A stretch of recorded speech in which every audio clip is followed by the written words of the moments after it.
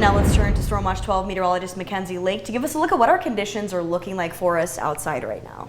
Well, Haley, all day today we saw some very active and unsettled weather. We're seeing these flood evacuation warnings in effect for Siskiyou County, and we saw reports of upwards of 3 inches of rain falling in the O'Brien region in about 18 hours.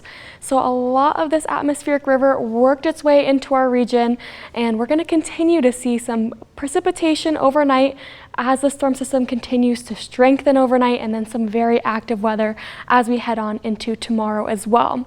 Zooming in here, you can see that most of that precipitation is mainly impacting California as of right now, but we are still seeing some wet weather working its way across Siskiyou County and some lighter snowfall amounts for those east side areas. Like I said, this rain and snow is going to continue on over these next couple of hours and then intensify tonight into tomorrow morning. So of course we do have some travel alerts, especially for the night tonight. So you're going to be seeing some reduced visibility, especially with some of these winds blowing around that rain and snow. We'll be seeing some slushy and icy conditions, especially in those higher elevation areas. And again, that flooding possible. We already have those flood evacuation warnings in effect for parts of Siskiyou County. So with that being said, it's good to note that we do have watches and warnings in effect throughout the region. Most of California, you can see, is under a flood watch right now.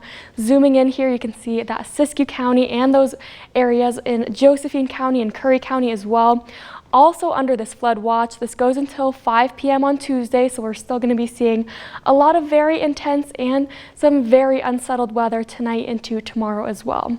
Taking a look at current temperatures for the night tonight, we'll get down into the 30s for those east side areas.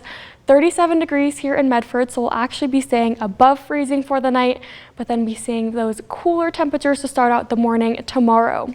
Temperature-wise, we will be into the 40s for those east side areas tomorrow, 40s and 50s expected for those west side valleys. 47 here in Medford, and this is about a 10-degree temperature difference from what we saw just today.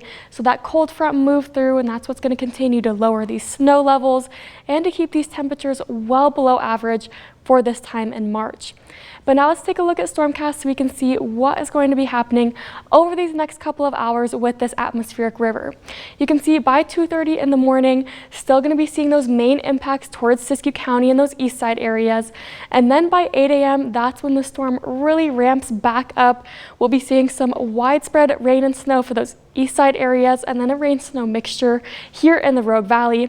Most of these impacts are going to be towards Siskiyou County, but you can see by 7 p.m. tomorrow, those east side areas and Siskiyou County are going to be receiving the brunt of this storm system until we start to dry out as we head on Wednesday into Thursday, and then we'll be seeing some sunnier and drier conditions as well.